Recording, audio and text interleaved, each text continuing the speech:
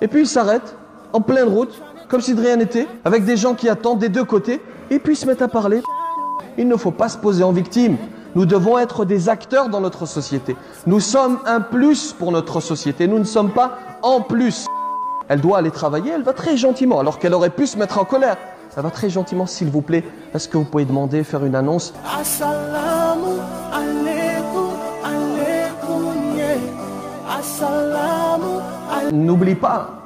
N'oublions pas que nous sommes des porte-étendards, que nous reflétons notre religion et que l'autre, surtout dans notre société, va voir l'islam, cette religion, au travers de ton comportement. Alors il faut que tu honores cette religion et que tu montres ce que veut dire l'islam, parce que beaucoup essaient de la salir. Mais si de l'autre côté, tu ne viens pas montrer ce qu'est la véritable religion, ce qu'est la bonne compréhension de la religion, et que tu contribues toi-même à la salir, alors on n'est pas sorti de l'auberge. On ne peut pas se permettre de dire, lorsqu'il y a des actes à condamner, ce sont des barbares, etc. Et de l'autre côté, tu agis, non pas de la même manière, il y a bien sûr des degrés, mais tu contribues également à salir cette religion. Et comment voulez-vous que certains de nos concitoyens ne soient pas à bout de nerfs par certains comportements dans le voisinage? Comment voulez-vous qu'ils ne soient pas très en colère? Alors, je précise tout de même, je ne suis pas en train de justifier certaines réactions. Toutes les réactions, tous les excès sont à condamner. Et je répète, ce n'est pas parce que parfois il s'agit de nos frères dans la religion, qui sont musulmans également, citoyens de confession musulmane, qui commettent certains actes qu'il faut se taire.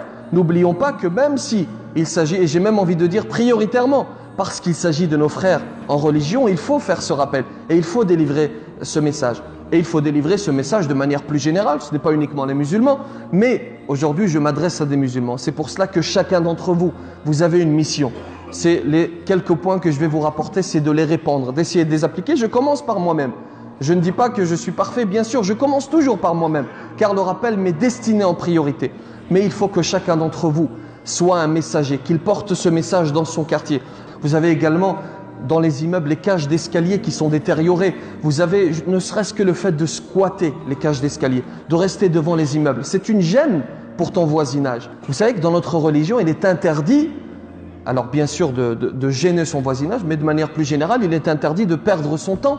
Et que sont en train de faire ces gens qui squattent les cages d'escalier? Ils perdent leur temps. L'imam al-Ghazali dit « An-nafasu jawharatun la tuqaddaru bithaman » Un souffle de temps est un joyau inestimable, car sur ce souffle de temps se construit le bonheur éternel. Alors il nous faudrait une conférence pour l'imam al-Ghazali et pour ses paroles, mais il est important de comprendre que c'est une perte de temps. Et vous avez cette excuse facile, mais il n'y a pas de travail. Alors bien sûr, je ne dis pas que c'est facile, on traverse un moment de difficulté dans notre pays. Il y a la crise, il y a le chômage, c'est très difficile. Mais est-ce que en squattant les immeubles, tu vas trouver un travail? Est-ce que ça fait avancer ta cause si tu restes à perdre ton temps? C'est dans la difficulté qu'il faut se montrer courageux. Car dans la facilité, il n'y a pas de mal à être courageux. Tout le monde l'est dans la facilité. C'est dans la difficulté qu'il faut montrer que tu es solide et que tu vas prendre ton destin en main. Et malgré le fait que nous sommes en crise, malgré le fait qu'il n'y a pas de travail, malgré toutes ces difficultés, la stigmatisation, l'islamophobie, il ne faut pas se poser en victime. Nous devons être des acteurs dans notre société.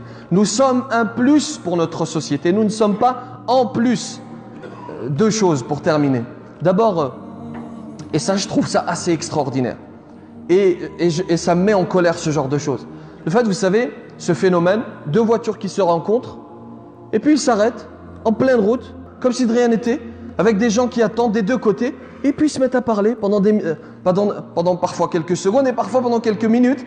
Et parfois vous avez certains de nos concitoyens qui ont parfois honte d'aller leur dire de se déplacer. Et parfois vous avez certains concitoyens, il faut le dire, qui ont peur de la réaction. Vous imaginez, qui ont peur de la réaction. Et vous avez des gens parfois qui sont pressés, qui doivent aller au travail, qui doivent même aller à l'hôpital. Parfois, vous ne savez pas ce qui peut se passer. Le dernier point, c'est le champion. C'est le stationnement. Ce n'est pas extraordinaire ce qui se passe tout de même. Notamment lorsqu'on vient à la mosquée, pour aller à la rencontre de Dieu. Lorsqu'on vient à la mosquée, on a un but. Quel est ce but? De se rapprocher de Dieu, n'est-ce pas? Et on laisse la voiture qui gêne le garage du voisin. Nous sommes en contradiction dans nos actes. On vient pour un but et on est en contradiction. Tu laisses ta voiture qui gêne le garage. Est-ce que tu es cohérent? Il faut de la cohérence dans notre religion.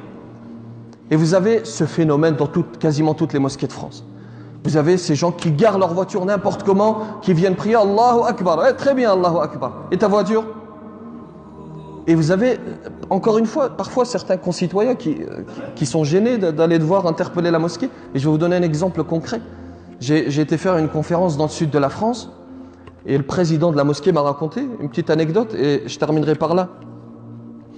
Le président je précise juste que ce que je suis en train de vous dire, ce n'est pas un discours de circonstance. C'est pas parce que nous traversons, hein, vous êtes conscient que nous traversons une période particulière, que les musulmans sont stigmatisés. Alors c'est pas de la victimisation, c'est un fait.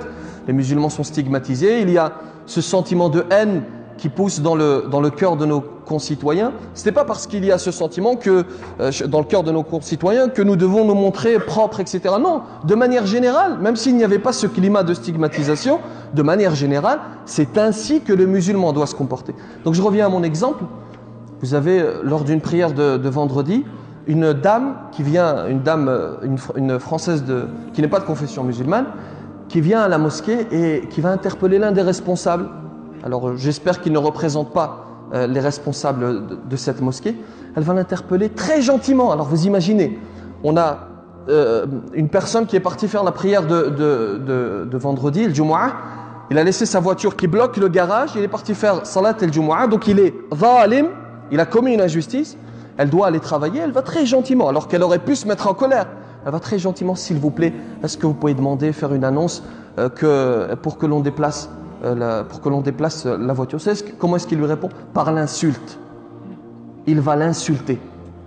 Il représente non seulement les musulmans, bien sûr, parce que c'est un musulman, il représente la direction d'une mosquée et il va insulter cette femme. Il va insulter cette femme qui devait aller au travail. Alors je répète encore une fois, je ne suis pas en train de généraliser, mais ces phénomènes existent et il faut que vous transmettiez ce message, Inch'Allah. Assalamu alaikum, alaikum, yeah. Assalamu